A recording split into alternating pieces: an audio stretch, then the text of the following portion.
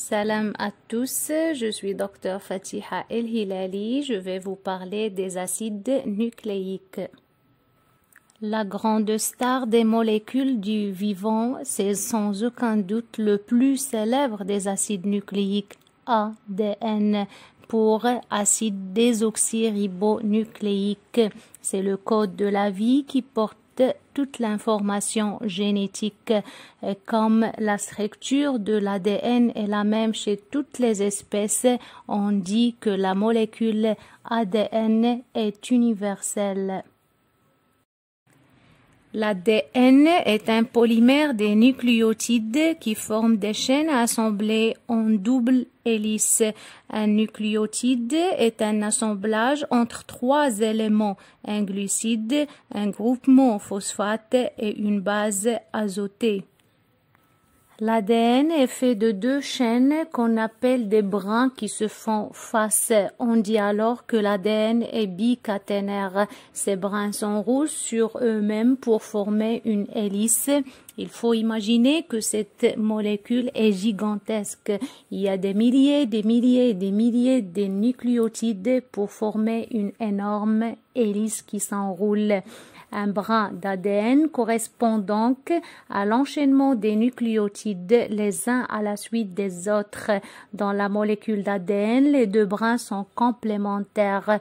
La complémentarité des nucléotides correspond à la règle d'association des nucléotides sur les deux brins. En effet, lorsque sur un brin, un nucléotide C est présent, sur le deuxième brin, il y a toujours un nucléotide G. De la même façon, si un nucléotide T est présent sur un brin, sur l'autre brin, ce sera forcément un nucléotide A. On dit C est complémentaire à G et T est complémentaire à A. Dans la séquence d'ADN, un premier nucléotide est relié à son voisin par le phosphate de celui-ci. Donc, le sucre de premier est relié au phosphate du second. L'ADN n'est pas le seul acide nucléique, il y a aussi son petit cousin ARN pour acide ribonucléique. Il est aussi un polymère de nucléotides, constituant principal de certains organites qu'on appelle les ribosomes. C'est aussi une molécule qui sert de messager entre ADN qui reste dans le noyau et les autres organites qui vont faire la synthèse des protéines. Mais il y a quelques différences. L'ARN est fait d'un seul brin, donc il est monocaténaire. Le glucide de l'ARN n'est pas le désoxyribose, mais le ribose, d'où le R dans l'ARN. Les quatre bases ne sont pas ATCG pour adénine, thymine, cytosine et guanine, mais AUCG, c'est l'uracile qui remplace la thymine dans l'ADN. Le métabolisme des purines comprend une voie de synthèse de nouveau, une voie de récupération et une voie catabolique. Les purines sont des molécules azotées hétérocycliques et aromatiques. Le noyau purine est un composé azoté bicyclique de formule brute C5H4N4 où se trouve juxtaposé un noyau pyrimidine cycle hexagonal et un noyau imidazole, le cycle pentagonal. En plus d'être des composants de l'ADN et de l'ARN, les purines se retrouvent dans des biomolécules très importantes telles que l'ATP, qui est la molécule clé de l'énergétique cellulaire, GTP, les seconds messagers, AMP, GMP cyclique, les cofacteurs NAD, FAD, coenzyme A. Le noyau purine constitue également une plateforme privilégiée en chimie médicinale à partir de laquelle de nombreux dérivés et analogues ont été élaborés, possédant diverses propriétés pharmacologiques remarquables et conduisant même dans certains cas à des médicaments. La voie de la biosynthèse de nouveau des purines est une voie à localisation hépatique prépondérante. Elle est cytosolique. Elle est grande consommatrice d'énergie sous forme d'ATP. Elle produit directement des nucléotides. La biosynthèse des ribonucléotides précède celle des désoxyribonucléotides correspondants. Les éléments essentiels pour la synthèse de nouveau des purines sont un ribose 5-phosphate produit de la voie des pentoses phosphates, 10 enzymes différentes, de l'énergie sous forme d'ATP et GTP, la glutamine, la glycine, l'aspartate, le bicarbonate et un groupement formyle issu du tétrahydrofolate. Cette synthèse à partir du ribose 5-phosphate aboutit à l'inosine monophosphate IMP.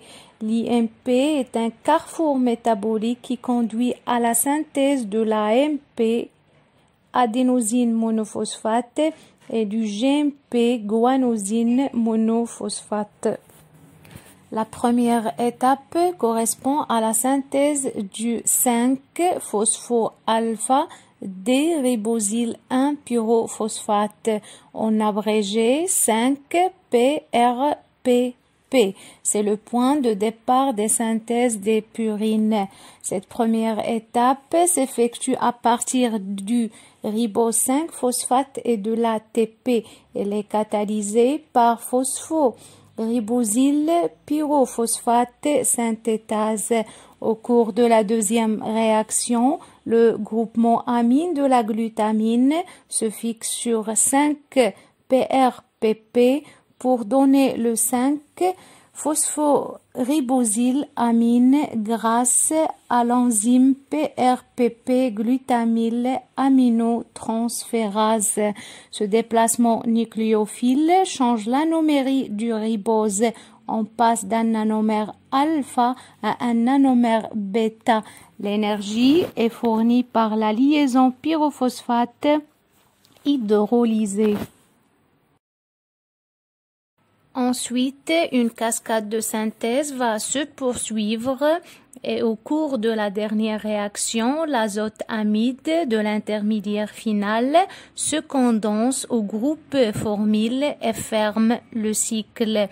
Inosine monophosphate est ainsi synthétisée, la base purique de l'IMP et l'hypoxanthine. Cette réaction est catalysée par l'IMP cyclohydrolase. La synthèse de l'adénosine monophosphate ou en abrégé AMP à partir de IMP est un remplacement du groupement CO en 6,6 par un groupement aminé en double réaction. La première réaction est une condensation avec l'aspartate par la dinylosuccinate synthétase et ceci nécessite de l'énergie GTP. La deuxième réaction est un clivage de l'adinylosuccinate en AMP avec libération de fumarate. La synthèse du guanosine monophosphate ou en abrégé GMP à partir de IMP se fait en deux réactions. La première réaction est une oxydation du carbone numéro 2 de l'IMP par l'IMP déshydrogénase pour former xanthosine monophosphate. La deuxième réaction est un transfert du groupement aminé de la glutamine sur le carbone numéro 2 de xanthosine monophosphate et ceci grâce à l'enzyme xanthosine monophosphate amidotransférase. L'ATP est le donneur d'énergie. L'équinase vient ensuite greffer des groupements phosphates pour former l'adénosine triphosphate et la guanosine triphosphate. Pour la formation de l'ADN, il faut une désoxyadénine triphosphate et une désoxyguanosine triphosphate. Il existe une régulation très fine des purines par la cellule. La première régulation est dite terminale. Il existe une régulation croisée chez les purines. S'il y a trop de GMP, cela va accélérer la formation d'AMP. Et si l'AMP est en excès, il exerce une fonction rétro-inhibitrice sur sa propre formation, ce qui va accélérer la formation de GMP. Le deuxième niveau de régulation est plus global. S'il y a trop de G ou de A, on observe une inhibition de la synthèse du purine en freinant l'activité de la PRPP glutamyl aminotransférase et de la PRPP synthase. IMP va se voir retirer son phosphate par une 5' nucléotidase non spécifique pour donner un nucléoside, inosine. L'inosine va être ensuite dégradée par retrait du ribose par des enzymes non spécifiques que l'on appelle les purinucléosides phosphorylase ou en abrégé PNP. On obtient alors l'hypoxanthine qui va être transformée en acide urique par une enzyme qui a deux actions successives d'oxydation, la xanthine oxydase. Le GMP va être catabolisé en guanosine par la 5' nucléotidase, puis la guanosine va être transformée en guanine par la PNP. Cette guanine est ensuite désaminée en xanthine par une guanase. Ensuite, la xanthine subit les deux oxydations qui mènent à l'acide urique. Au cours de la voie de récupération, les nucléotides de purine sont synthétisés à partir des intermédiaires de la dégradation des nucléotides. Les bases puriques libres, adénine, guanine et hypoxanthine, peuvent être reconverties en leurs nucléotides correspondants par phosphoribosylation. Ce processus est nettement moins coûteux sur le plan énergétique que la biosynthèse de nouveau des purines. Deux transférases clés sont impliquées dans le sauvetage des purines. Dans le cas de l'adénine, c'est l'adénosine phosphoribosyltransférase, en abrégé APRT, qui catalyse la réaction de l'adénine en AMP. Dans le cas de l'hypoxanthine et de la guanine, c'est l'hypoxanthine guanine phosphoribosyltransférase, en abrégé HGPRT, qui catalyse la réaction de l'hypoxanthine en IMP et guanine en GMP. Une autre enzyme joue aussi un rôle crucial dans le sauvetage du purine dans les cellules à division rapide. C'est l'adénosine désaminase qui catalyse la désamination de l'adénosine en inosine. Le métabolisme des pyrimidines fera l'objet d'une prochaine vidéo et à bientôt.